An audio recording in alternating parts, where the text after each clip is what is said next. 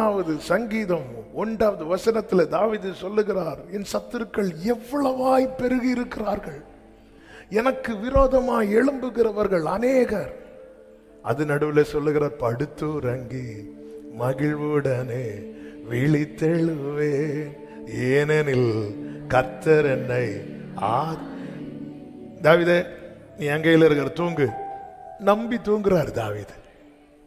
ஏன்னா அவர் பெரியவர், எல்லா தேவர்களிலும் அவர் பெரியவர் என்பதை நான் அறிவேன். நான் உம்மை நோக்கி கூப்பிடும் நாளில் என் சத்துருக்கள் பின்னிட்டு, நான் உம்மை நோக்கி கூப்பிடும் நாளில் என் சத்துருக்கள் பின்னிட்டு திரும்புவார்கள். தேவன் என் பட்சத்தில் இருக்கிறார் என்பதை அறிவேன். ஆமென். ஹல்லேலூயா. அவரை அறிந்த ஜனங்கள் திடன் கொண்டு, எனக்கு ஒண்ணு தெரியும், என்ன தெரியும், நீங்க என் கூட இருக்கிறீங்க.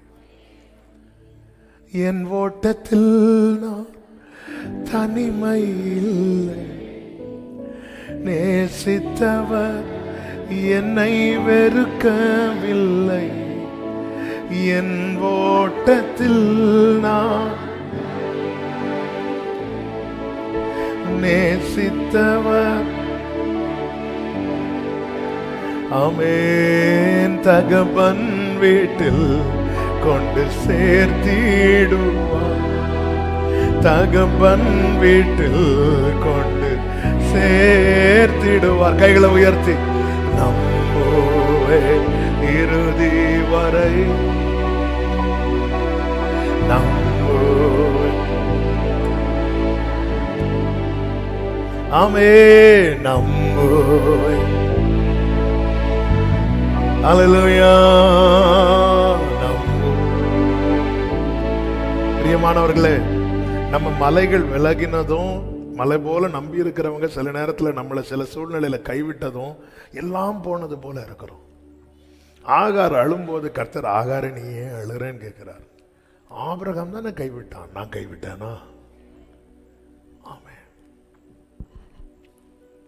பவுல் தன்னுடைய ஓட்டத்தின் முடிவில் தீமோத்தேயுக்கு எழுதும்போது 2 தீமோத்தேயு 4வது அதிகாரம் 15 முதல், நான் ஒரு விசை உத்தரவு சொல்ல நிற்கையில் ஒருவரும் என்னோடு கூட இருக்கவில்லை, அந்த குற்றம் அவர்கள் மேல் சுமராதிருப்பதாக. 17வது வசனத்தில், கர்த்தரோ எனக்கு துணை நின்று. அவ்வளவுதான். ஏன் மற்றவங்களை மேல குற்றம் வைக்கல தெரியுமா பவுல்? எனக்கு கர்த்தர் துணையா இருக்கிறத அறிந்ததுனால. நம்ம ஏன் நிறைய பேரை மேல குற்றம் சுமத்துறோம் தெரியுமா? கர்த்தர் கூட இருக்கிறத நம்ம இன்னும் உணராததுனால. எனக்கு ஒரு பிரச்சனை, அவங்க போயிட்டாங்கல்ல, அவங்களுக்கு பிரச்சனை வரும்போது பவுல் சொல்றாரு, இது கம்ப்ளைண்டா இல்ல, இது டெஸ்டிமனியா சொல்றாரு. யாரும் இல்லை, அந்த குற்றம் அவர்கள் மேல் சுமராதிருப்பதாக. நம்ம என்ன இது ஒரு பெரிய இஷ்யூ ஆக்க மாட்டோம்? அன்னைக்கு என் கூட வந்தாங்களா இவங்க, அன்னைக்கு நின்னாங்களா இவங்க? தாவீதுக்கு உறவுகள் மேல கம்ப்ளைண்ட் கிடையாது. ஏன்னா தாவீதுக்கு தெரியும் கர்த்தரின் பட்சத்தில் இருக்கிறார் என்பதை அறிவேன். ஆபத்து நாளில் எதிரிட்டு வந்தார்கள், கர்த்தரோ. இது தெரியணும். தாவீது எல்லாத்திலையும் ஜெயத்தை தான் பார்க்கிறார். தாவீது எல்லாத்திலையும் ஜெயம். எனக்கு தேவனை குறித்த அறிவு.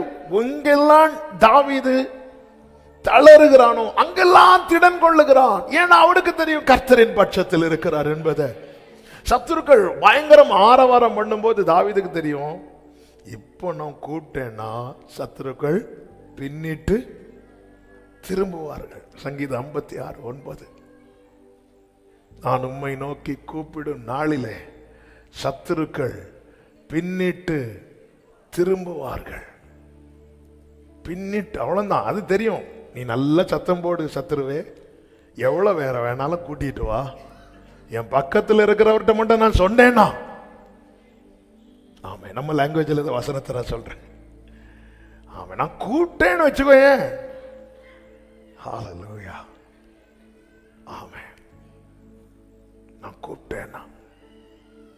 ஆமே, எதை வச்சு சொல்றீங்க தாவீது இவ்வளவு போல்டா? உங்க கூட யாரும் இல்லை, இருக்கிறவங்களும் எப்படா உங்க கல்லெறியலான்னு தான் பார்த்துட்டு இருக்கிறாங்க. எதை வச்சு சொல்றேன்? கர்த்தரின் பட்சத்தில் இருக்கிறார் என்பதை அறிவேன். மூன்றாவதாக தாவீது எதை அறிந்து கொண்டான் தெரியுமா? 41வது சங்கீதம் அதனுடைய 11வது வசனம். என் சத்ரு என்மேல் ஜெயம் கொள்ளாததினால் நீர் என்மேல் பிரியமாயிருக்கிறீர் என்று அறிவேன். எனக்கு சத்துருவே இல்லாததினால் அப்படி சொல்லல, என் சத்துரு என்மேல். அதன் அர்த்தம் என்ன? சத்துரு போராடிட்டு தான், பிரச்சனை தொடர்ந்து கொண்டுதான் இருக்கிறது, ஆனா பிரச்சனை மேற்கொள்ளல. பிரச்சனையே இல்லையா தாவீது வாழ்க்கையிலன்னா? நான் எங்க நடக்கிறேன் தெரியுமா? 138:7 சொல்றார், நான் துன்பத்தின் நடுவில் நடந்தாலும். நான் துன்பத்தின், அப்ப நடக்கிறதே எங்க? எந்த பக்கம் ஜம்ப் பண்ணாலும் பிரச்சனை, பின்னாடி கால் வச்சாலும் அங்க ஆபத்து, ஃப்ரண்ட்ல, நான் நடுவுல. என்னை சுத்தி என்ன இருக்கு? தாவீது, நீங்க ராஜா இல்ல, நீங்க சிங்காசனத்தில் அப்படி சேர்ல உட்கார்ந்து இருக்கும் போது உங்களை சுத்தி எல்லாரும் இப்படி வீசிட்டு நீங்க அப்படி இருப்பீங்கன்னு பார்த்தா நீங்க எப்படி இருக்கிறீங்க? துன்பத்தின் நடுவில். ஆமென். எப்படி தாவீதே உங்களால தைரியமா இருக்க முடியுது? எவ்வளவு பிரச்சனை மேற்கொண்டாங்களா? இல்ல. ஏன் தெரியுமா? அவருக்கு என்ன பிடிக்கும்? ஹல்லேலூயா. என்னை ஆண்டவருக்கு ரொம்ப பிடிக்கும். ஹல்லேலூயா. பெற்றோர் ஒதுக்கி வச்சாங்க தாவீதை, சகோதரர்கள் ஒதுக்கி வச்சாங்க, மாமனார் ஒதுக்கி வச்சார், மனைவி அற்பமா பார்க்கிறான். ஆமென். மகன் அப்சலோம் ஈட்டி எடுத்து குத்த வரான், சுத்திலும் பிரச்சனை. இது நடுவில் தாவீது திடன் கொள்ளுகிறான். என்ன தாவீதே, இது எப்படி சாத்தியம் தாவீதே? எல்லாரும் அவங்க கிட்ட வந்து திருப்பி பழகிட்டாங்களா? அவங்க எப்படா வாய்ப்பு கிடைக்கும் தான் பார்த்துட்டு இருக்கிறாங்க. அப்போ எப்படி உங்களால திடன் கொள்ள முடியுது? அவருக்கு என்ன பிடிக்கும்? அவர் என் மேல் பிரியமாயிருக்கிறார். அல்லேலூயா. எனக்கு விரோதமாய் ஒரு பாளையமே வந்தாலும் நான் இதிலே நம்பிக்கையாயிருப்பேன். எத்தனை பேர்! அல்லேலூயா. ஆண்டவருக்கு என்ன பிடிக்கும்? இந்த அறிவு நமக்கு கொடுக்கிற ஸ்ட்ரெங்த் இருக்கு தெரியுமா? அதுதான் இன்னொரு சங்கீதத்தில் தாவீது பாடுகிறார், என் சத்துரு என்னை மேற்கொண்டு மகிழ ஒட்டாமல் என்னை கை தூக்கி. அதாவது நல்ல போராட வச்சுட்டு, சத்துருவை நல்ல போராட வச்சுட்டு தாவீதுக்கு ஜெயத்தை எழுதுவார். இதுதான் தாவீது வாழ்க்கையில் நடந்துச்சு. சத்துருக்களுக்கு குழிய தாவீதை வச்சு வெட்டல, சத்துருக்களை வச்சு வெட்ட வச்சு. ஆமென். போராடுறதுனா பரிசு வாங்குறது. ஆமென். இதான் தாவீது வாழ்க்கையில் நடந்துச்சு. என்ன ரீசன்? இதுக்கு பின்னாடி இருக்கிற ரீசன் என்ன? அவருக்கு என்ன பிடிக்கும்? இந்த ராத்திரி வேளையில எத்தனை பேருக்கு உண்மையா சொல்ல முடியும் அவருக்கு என்ன பிடிக்கும்? அப்படி சொல்றவங்க வலது கரத்தை உயர்த்தி, வலது கரத்தை உயர்த்தி. ஆமே, ஆமே, ஆமே, ஆமே. அவ்வளவுதான். இது தெரிஞ்சா போதும். எந்த பாதையையும் தாண்டிடுவே, எந்த சூழ்நிலையும் மேற்கொள்ளுவே, உங்க கரம் இருக்க. ஆமென். உங்க கரம் இருக்க. நாலாவதாக 119வது சங்கீதம் அதனுடைய 75வது வசனத்துல, கர்த்தாவே உமது நியாய தீர்ப்புகள் நீதி உள்ளதென்றும், அடுத்த வார்த்தை கவனிங்க, உண்மையின்படி என்னை உபத்திரவப்படுத்தினீர் என்றும் அறிவேன். தாவீது அறிந்திருந்த அடுத்த காரியம் என்ன தெரியுமா? அவர் எனக்கு அநியாயம் செய்யவில்லை. தாவீது சும்மா அடுமைச்சிட்டு இருந்த உங்களை கூப்பிட்டு விட்டு என்ன பிரச்சனை? ஆமாம், நீ எப்பவும் துதிச்சிட்டு இருக்கிற ஆண்டவர் உன் வாழ்க்கையில் இதெல்லாம் அனுமதிச்சிருக்க கூடாதுல. உண்மையின்படி அவர் சரியா தான் பண்ணியிருக்கிறார். உபத்திரவத்தின் குகைக்குள் இருக்கிற தாவீது சொல்லுகிறார், எப்பக்கமும் நெருக்கப்படுகிற தாவீது சொல்லுகிறார். ஆமென். தாவீது சஞ்சரித்த நாட்கள் வீட்டில், சின்ன வயசுல வீட்டில் இல்லை, காட்டில். ராஜாவானதுக்கு அப்புறம் அதிகமாக சஞ்சரித்தது வனாந்திரத்திலும் குகைகளிலும் காடுகளிலும். சொந்த வீட்டில் கூட நிம்மதியாக படுத்து தூங்க முடியல. வீட்டில் நைட்டு தூங்க வரான்னு தெரிஞ்சதுமே சவுல் ஆட்களை விட்டுட்டான். அவன் இருக்கிற இடத்துல அவன் இருக்கிறது மாதிரி மீகால் என்ன பண்றா, செட் பண்ணி பெட்ஷீட்டை போட்டு வச்சுட்டு அனுப்பி விட்டாச்சு. எல்லாரும் தூங்கும்போது தாவீது நைட்டு ஓடிட்டு இருக்கிறார். தாவீது இதெல்லாம் ரொம்ப ஓவர்ல ஆண்டவர் உங்க வாழ்க்கையில செஞ்சது. இங்க பாரு, உண்மையின்படி அவர் எனக்கு அநீதி செய்யலை, அவர் எனக்கு அநியாயம் செய்யலை. வாழ்க்கையில கடினமான பகுதிகளில் சஞ்சரிக்கும் போது இந்த அறிவு தேவ பிள்ளைக்கு தேவை. இல்லைன்னா நம்ம முறுமுறுக்க ஆரம்பிச்சிருவோம், நம்ம புலம்ப ஆரம்பிச்சிருவோம். ஆண்டவர் ஏன் எனக்கு இப்படி பண்ணார், ஆண்டவர் ஏன் எனக்கு இப்படி பண்றார். தாவீது அப்படி சொல்லல. கலங்கும் போது, ஆத்துமாவை நீ ஏன் கலங்குற, நீ அவரை பார்த்து, நீ அவரை பாரு, நீ அவரை பாரு, அவ்வளவுதான், நீ அவரை பாரு. ஆமே, ஆண்டவர் எனக்கு அநீதி செய்யல. உண்மையின்படி, இந்த வார்த்தையை பார்த்தீங்களா, உண்மையின்படி. ஆமே, ஹல்லேலூயா. இந்த அறிவு தேவை. இன்னொரு காரியத்தை சொல்லி ஜெபிக்கிறேன். 140:12.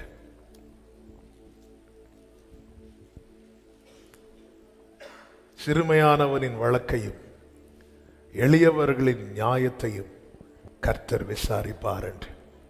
நீ என்ன வேணாலும் என்னை கஷ்டப்படுத்துங்க, டார்ச்சர் பண்ணுங்க, ஆனா எனக்கு தெரியும் இதெல்லாம் ஒரு நாள் அவர்கிட்ட கணக்கு கொடுக்கணும்.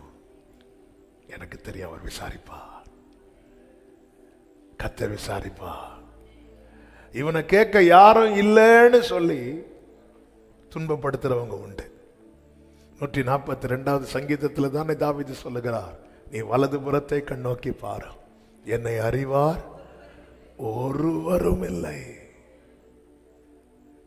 எந்த வசனம் அது? 4வது வசனம் வாசிங்க.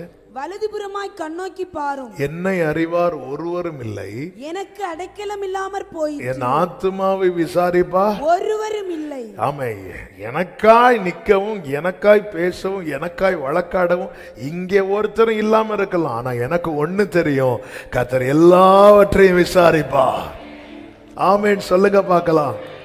உன் துணிகரத்தையும் உன் அகங்காரத்தையும் அறிந்திருக்கிறேன் என்று சொன்ன சகோதரன் பின் நாட்களிலே தாவீதின் அடைக்கலத்தில் வாழ்ந்தான். வேதம் சொல்லுகிறது.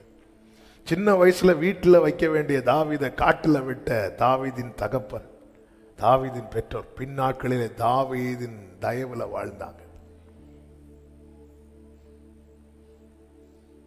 செவரோடு தாவீதை அடிக்கணும்னு நினைச்சு அம்பு வில்லை, அதாவது கையில் வச்சது ஈட்டியை எறிந்த சவுல் பின் நாட்களிலே செவரோடு தொங்க விடப்பட்டான். எல்லாத்தையும் அவர் கணக்கில் வச்சிருப்பார். அவர் அமைதியா இருக்கிறது மாதிரி தான் இருக்கும். யூதாவிலே தேவன் அறியப்பட்டவர், நாளானது அதை விளங்க பண்ணும். ஆமென். யூதாவிலே தேவன் அறியப்பட்டவர். ஒரு தேவ பிள்ளை திடன் கொள்ளணும். அவங்களுக்கு என்ன தெரியல, இவங்களுக்கு என்ன தெரியல. ஆமென். இந்த சவுலுக்கு எவ்வளவு நன்மை செஞ்சிருப்பார். ஆனா சிவரோடு சேர்த்து வைத்து எரிய பார்த்தான் இருக்கு பைபிள்ல. சவுலின் முடிவு எப்படி இருந்துச்சு தெரியுமா? 1 சாமுவேல் 30 கடைசியில், நீங்க எடுக்க வேண்டாம், 31 கடைசி நினைக்கிறேன். அவன் விழுந்து இறந்துருவான். அவனை பார்த்தவங்க அவனை தூக்கி கொண்டு போய் அலங்கத்தில் தொங்க விடுவாங்க. ஒரு நாள் இதை படிச்சு துடிச்சிட்டேன். இந்த சம்பவம் சும்மா எழுதின மாதிரி இருக்கும், ஆனா இதே அவன் ஆயுதங்களை அஸ்தரோத் தேவனுடைய 1 சாமுவேல் 31:10 கோவிலில் வைத்து சத்துருக்கள் செய்து அவன் உடலை பெத்சானின் அலங்கத்துல செவுர்ல தூக்கி போட்டாங்க. யாருடைய உடலை? சவுல. அப்படியே ரிவைண்ட் பண்ணி பார்த்தா இந்த சவுல் தான் தாவீத செவரோட சேர்த்து வச்சு அடிக்க பார்த்தான். விசாரிக்கிற கர்த்தர் உண்டு. தேவ பிள்ளையே, ஆமென். அவங்க எல்லாம் வழக்குக்கு போறாங்க, நீங்க போகலையா? நான் போகல. ஏன் போகல? கர்த்தர் விசாரிப்பாரு, நம்பிக்கை இல்லையா? இல்ல, வழக்குக்கு போக என்கிட்ட பைசா. நம்ம விசுவாசம் எல்லாம் இப்படிதான் இருக்கு. ஆமென். இல்ல, ஆண்டவரே நீர் விசாரிப்பீர். ஆண்டவர்கிட்ட விட்டுருங்க. யூதாவிலே தேவன் அறியப்பட்டவர். அநியாயமா காரணம் இல்லாம உங்களை ஒடுக்குறாங்களா, துன்பப்படுத்துறாங்களா, இப்படி பார்த்துட்டு போயிட்டே இருங்க. எப்படி பார்த்துட்டு? ஆண்டவரே, அவ்வளவுதான், போயிட்டே இருங்க.